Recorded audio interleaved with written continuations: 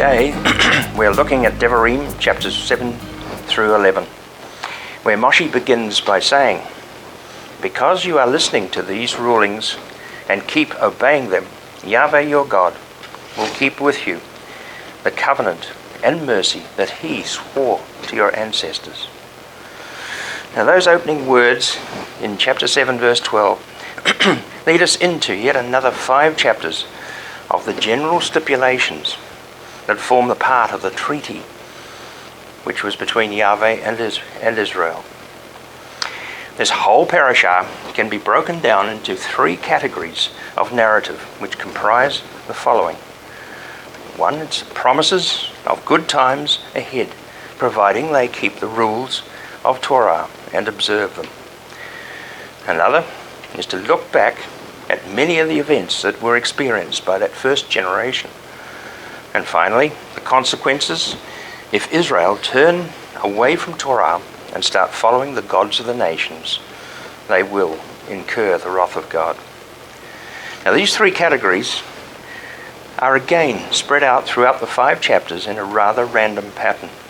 However, by regrouping the verses into a different order, we can see more clearly the flow of the narrative.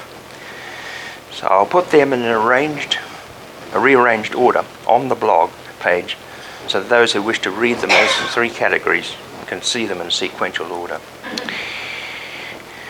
Today, I want to look back at the parashah from the 21st century perspective and consider the relationship between the 38 years that Israel spent wandering in the wilderness and the 38 Yovels that Yehuda spent in exile after the destruction of the Second Temple. While these 2 periods appear to be of have little or nothing to do with the book of Devarim, I hope by the end of this devar that you will see that the words Moshe gave as general stipulations have impacted upon all subsequent generations of both Israel during the Levitical period and also Yehuda during the Second Temple period. The years in the wilderness. 40 years of wilderness wandering began with the calendar reset in Exodus chapter 12 verse 2, when Moshe was told, "You are to begin your calendar with this month, and it will be the first month of the year for you." That new calendar, which now we know of course as the Aviv calendar, came into effect just 14 days before that first Pesach, which occurred, of course, on the night before Israel departed from Egypt. Then exactly 40 years later, Israel entered the land. We're told all about that in Joshua chapter 4 verse 19. The people came up out of the Yarden on the 10th day of the first month and camped at Gilgal by the eastern boundary of Jericho. Now the journey from Egypt to Mount Horeb took 45 days, leaving just 5 days to establish their camp and to prepare for their encounter with Yahweh. Then, on the 50th day, which was Shavuot, Yahweh came down on the mountain in fire and spoke out the 10 words, which we now know today as the 10 Commandments. Israel then remained at Mount Horeb until the 20th day of the 2nd month of the 2nd year. At that stage, the cloud lifted from over the Mishkan and led them into the Paran desert via the way of Mount Seir. Now when they arrived at Kadesh Barnea, Moshe selected 1 fighting man from each of the 12 tribes and sent them to reconnoiter the land of Canaan, as we're told in Numbers chapter 13 verses 25 to 29. 40 days later, they returned from reconnoitering the land and went to Moshe and Aaron and the entire community of the people of Israel, where they brought back word and showed them all the fruits of the land. "We entered the land where you sent us, and indeed it flows with milk and honey. Here are the fruits. However, the people living in the land are fierce, and the cities are fortified and very large. Moreover, we saw the Anakim there. Anak lived in the areas of Negev. The Hittite and the Yevusi and the Amori live in the hills, and the Canaani lived by the sea and along the Yarden. Only Yehoshua and Caleb returned good reports, while the other 10 spies returned damning reports, which all the people chose to believe. As a direct result, the whole generation was condemned to wander in the wilderness for the next 38 years. And during that time, of course, they all died out, without even one of them crossing the Yarden River into Canaan, apart from Yehoshua and Caleb. As a direct consequence, the first generation, being so unfaithful to the promise that Yahweh had made to Abraham, Yitzhak, and Yaakov, had to be deferred. However, having made his covenant with Abraham, Yahweh was determined the next generation would enter the land, even though they became just as errant as their fathers. Now, looking back from the 21st century, we can see a close relationship between the 38 years of wandering outside the land of promise and the period when Yehuda spent time in the Greco-Roman diaspora following the destruction of the Second Temple. How can those two events be compared when the time frames are so vastly different? How can you compare 38 years in the wilderness with 1900 years in the diaspora?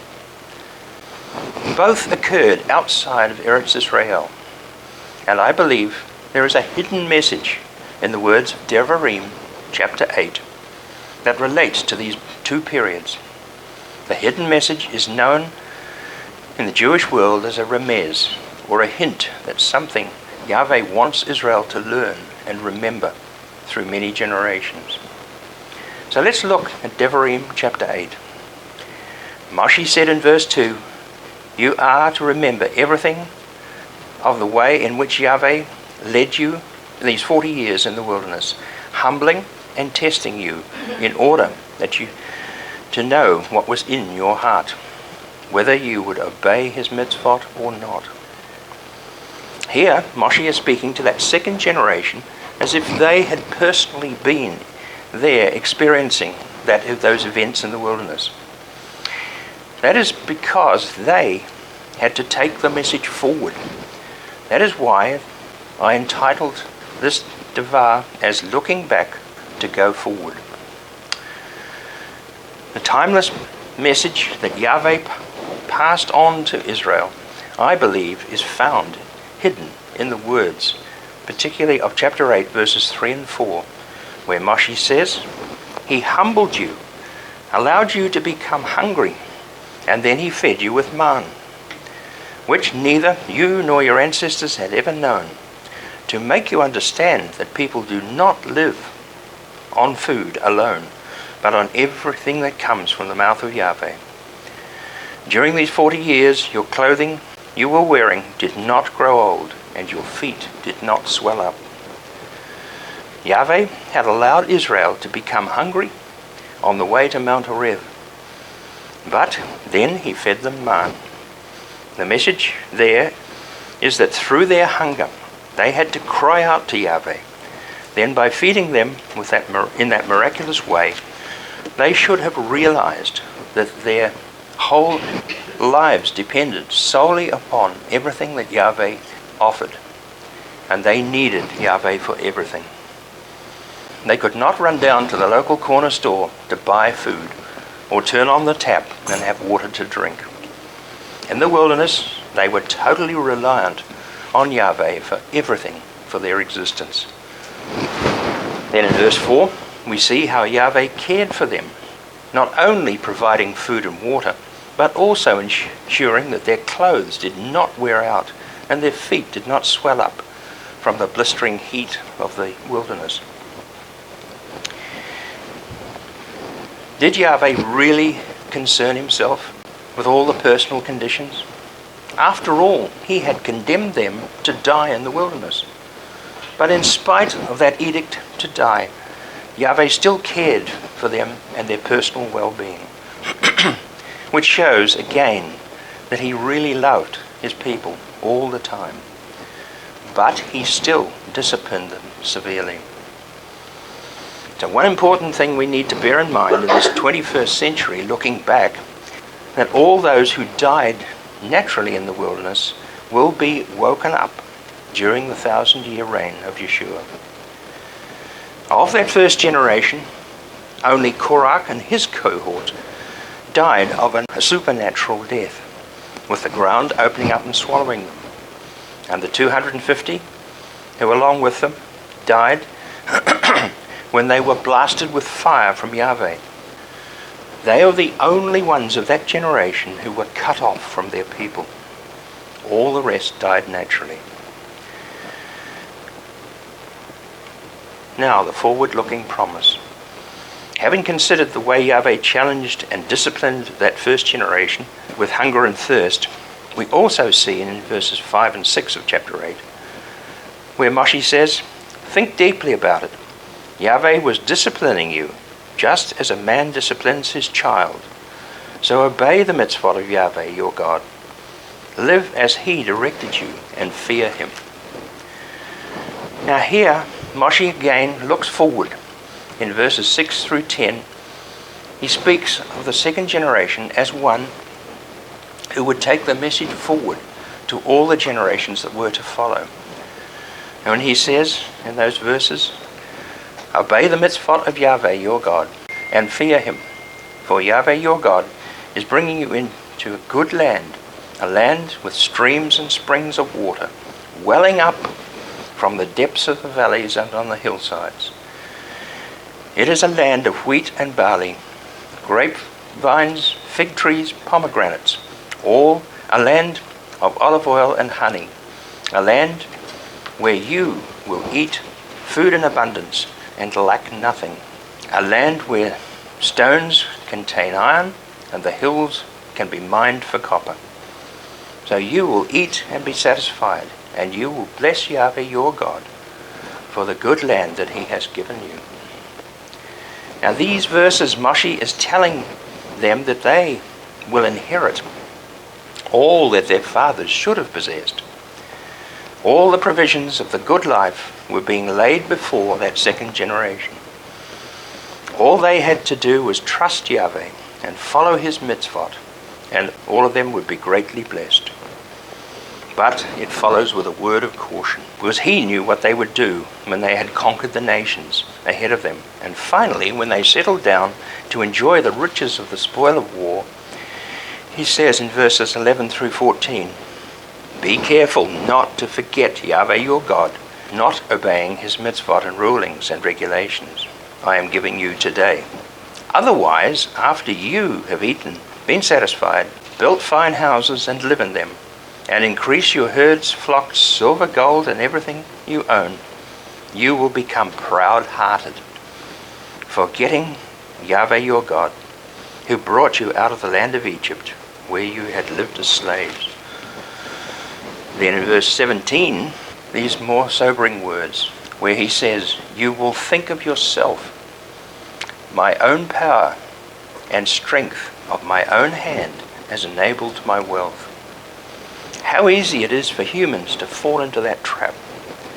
One classic example is in the book of Daniel, where Nebuchadnezzar, after seeing the power of God deliver Shadrach, Meshach, and Abednego from the fiery furnace, he told all the subjects that they were to worship the God of Israel, and decreed that all the peoples of all the nations throughout the world should acknowledge that God's kingdom will last forever, and he rules all generations. These words fit very carefully and very equally with Devarim chapter 8. And just 12 months later, after he'd said all those things, in Daniel chapter 4 verse 27, Nebuchadnezzar said, "Bavel the Great, I built it. It is a royal residence built by my power and force, and the glory is because of my majesty." So arrogant were his words that he was chopped down like a great tree and made to eat grass in the field for 7 years. It was a heavy price to pay for the king of a superpower. That should have been a stark warning to the people of Yehudah who at that time were actually in exile in Babylon itself. The whole account recorded and a generational reminder of how the foreign king who breaks an oath with Yahweh paid a heavy price. How much more so would Israel pay the heavy price if they violated the terms of Yahweh? It also stands as a dire warning to the leaders of the modern world. If they claim to be representing God's ways of rulership, they need to take heed of the plight of Nebuchadnezzar. Each generation between the Babylonian exile and the ministry of Yeshua ignored both the words of Moshe and Daniel and continued to violate the mitzvot of Torah. Even though the first century people of Yehuda had Yeshua in their midst, they heard his teachings and witnessed what he did in the way of miracles. They even witnessed his death, and the majority of them turned their back on God's instructions through Yochanan the Immerser, turned back to God. Then, during the 40 years that followed Yeshua's death, the burgeoning Messianic community was teaching the truth about Yeshua and all that he had achieved. However, the majority of stubborn Yehuda rebelled and continued walking their own way, until finally the internal revolt of the Zealots brought the destruction of the Second Temple and, of course, the prolonged sojourn through the diaspora. Now, does history repeat itself? Just as the spies had given a bad report at Kadesh Barnea, which led to 38 years wandering in the wilderness, so also the rebellion against the rulers of Rome resulted in 38 Yovels of wandering in the western diaspora. So we can see from history that 67 CE was the climax of Israel's history and a turning point for the world at large. From that point until the emancipation of the Jews in the Western Europe through the 18th and 19th centuries, the people of Yehuda had pined for a chance to get things right with Yahweh. They pined for an opportunity to return to the land of promise. They were pushed from nation to nation, always kept together as an exclusive group. However, with the advent of the emancipation, many lost the desire to make Aliyah back to the land. Instead, many saw their liberation as an opportunity to integrate more fully into the life of their host nations. However, history has shown that they were never really welcome. Hence, the greatest outpouring of Gentile hatred was expressed through the Shoah, which of course ultimately led to the formation of the State of Israel. But even then, it took another 19 years before the 38 Yovel period ended in the Six-Day War of 1967. As we read this morning, in the words of Yeshua in Luke 21 verse 24, Yerushalayim will be trampled down by the Goyim until the age of the Goyim has run its course. So in conclusion, today we've looked back with the wonderful gift of hindsight.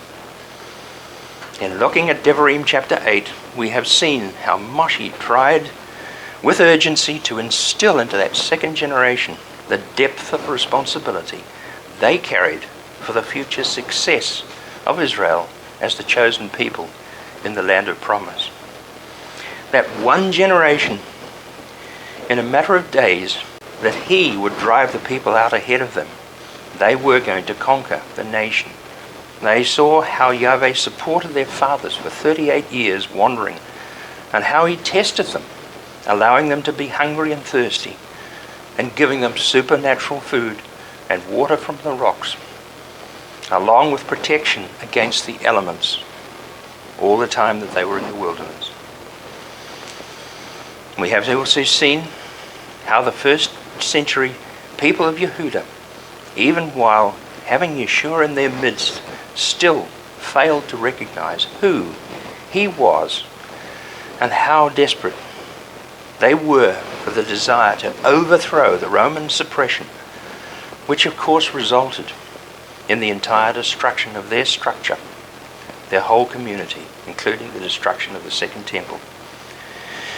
So having relied upon themselves to bring about the social changes that they desired, they ended up losing everything they held near and dear.